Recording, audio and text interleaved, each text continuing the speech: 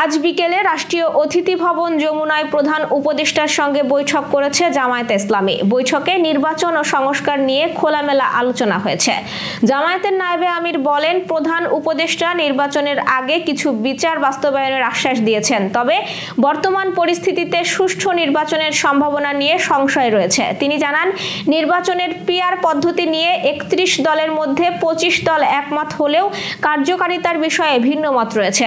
নির্বাচনের আগে জুলাই চার্টারের বাস্তবায়ন প্রয়োজন, তা না হলে লেভেল প্লেইং ফিল্ড ক্ষতিগ্রস্ত হবে।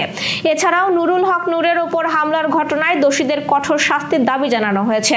জামায়াতের পক্ষ থেকে বলা হয়েছে, পরিস্থিতির উন্নতি না হলে দেশ নৈরাজ্যের দিকে যেতে পারে এবং সুষ্ঠু নির্বাচন কঠিন হবে।